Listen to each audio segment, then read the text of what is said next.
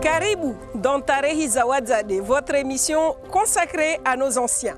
Notre rencontre du jour, sa voix et son visage vous est forcément familier.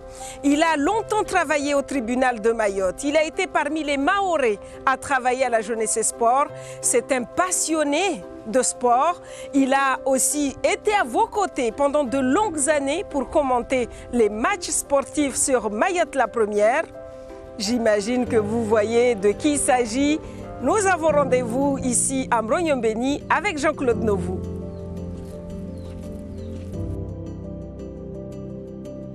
Ah, Jean-Claude, bonjour.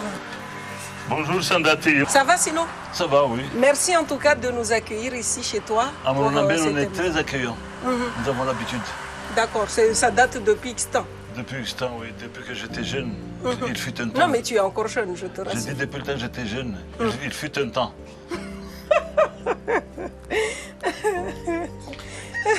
Bon, allons-y alors.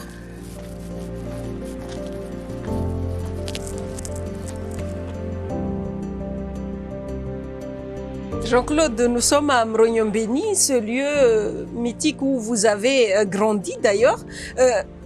Qu'est-ce que ça vous évoque d'être ici? Ça me rappelle les beaux moments où on pêchait les crabes ici. Il n'y avait pas toutes ces mangroves.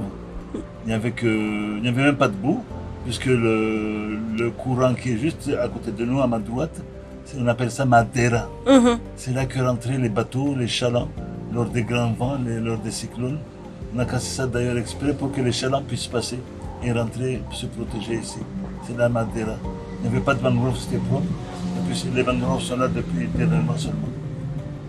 Et puis, bien sûr, avant, c'était comment d'ailleurs Mronyombeni? C'était la disposition des maisons, le quartier était comment? Le quartier était bien partagé, délimité même.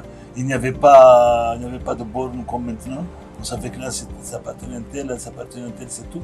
On ne rentrait jamais dans les cours sans demander l'autorisation, sans faire un grand audit. Et quand on fait audit, les parents sortaient. C'est pourquoi, c'est pour qui? Alors on disait, on voulait voir la mère Marcel, la mère Martial, ma mère. Et puis les gens venaient et puis on se parlait. Voilà. Il n'y avait pas d'animosité, il n'y avait rien à voler. On sortait, les gens venaient là et il n'y avait pas de problème du tout. D'accord. Quand on parle de l'histoire de Mayotte, Jean-Claude, vous avez traversé le temps, vous paraissez toujours aussi jeune d'ailleurs. Dites-nous, quel événement a marqué votre esprit depuis? Ce qui m'a marqué surtout, c'est lorsque l'on voit que les anciens sont partis. Les anciens sont partis. Et quand il y a un grand qui partait, on avait l'impression qu'il nous quittait, nous disait au revoir, mais pas. Il ne partait pas, il ne mourait pas, mais il nous disait au revoir. Il disait à bientôt. Mais jamais on a eu de problème pour dire non, ils ne sont pas là. Ils sont partis, ils pensaient à nous. Voilà. Et puis il n'y avait pas de politique avant. Hein. On allait chez le voisin, tous les soirs on se racontait des histoires sur une natte. Il nous racontait les histoires avec le diable, les cancanots. Oui. Et puis il y a eu après, la politique a commencé, là on commençait à parler d'un tel, un tel, un tel, pour bien ancrer ce que voulaient les Maoris. Alors on parle de Mronyombeni comme étant un lieu chargé d'histoire aussi. Oui, très chargé d'histoire. Parce que si j'ose dire, les têtes penseuses étaient venant de Mronyombeni. Je vais parler de Marcel Henry, de Martial Henry, je vais parler de Novou, parce qu'il y a eu plusieurs. Et puis sont arrivés les Indiens. Il y a eu le Kumanji, il y a eu Soufouali. Et puis ensuite, l'école primaire est arrivée. Beaucoup de fonctionnaires de Mayotte sont passés par Mronyombeni, à l'école primaire de Mronyombeni. Il y avait même le père de Henry, le collègue de Mayotte première. Son papa était enseignant là. Est-ce que vous avez des anecdotes de l'époque, en étant tout jeune? Je vous ai vu regarder les jujubes tout à l'heure et sourire. Il y a des anecdotes par rapport à ces arbres? Oui, il y avait plein de jujubiers là-haut. Et chaque jujubier appartenait à un groupe de jeunes. Et personne n'allait toucher. On ne se battait pas avec des barres de fer. On disait arrête, puis le gars arrêtait, c'est tout. Alors, cette vie d'avant et d'aujourd'hui, Jean-Claude, est-ce que vous êtes un peu nostalgique, on peut le dire? Beaucoup nostalgique. Beaucoup. Parce que ceux qui font le sport maintenant, ils ne le font pas par amour. Non, ils ne le font pas. Ils le font parce qu'ils n'ont rien d'autre à faire. Et moi, j'ai fait, j'ai aimé. J'ai aimé. Mais maintenant, ils ne le font pas. Ils partent comme ça pour faire autre chose, quoi.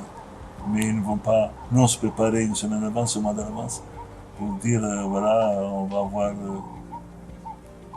on va avoir du sport samedi, dimanche. Jean-Claude, on s'est vu tout à l'heure devant votre maison, parmi les premières maisons de ce quartier, Mbrogniombeni. Est-ce que c'était un choix de garder la maison? On s'est dit que le temps s'est arrêté. Le temps ne s'est pas arrêté, mais c'est-à-dire, c'est difficile à expliquer. J'aime ce coin. C'est chez moi, j'aime ce coin. Mais le temps ne s'est pas arrêté, on a tout pris. Et puis il faut voir avec quoi ça a été construit. Avec les coraux. Avant, il n'y avait pas de ciment, on utilisait les coraux. Et puis on continue avec les fondis, pas d'ingénieurs, avec les plans, tout ça. Ils venaient superposer les coraux, puis ça marchait. Mais vous avez vécu cela depuis des années. C'est même un plaisir. Il y avait même de gros poissons avant qui montaient avec la marée haute. Et quand la marée se retire, les poissons se trouvent piégés.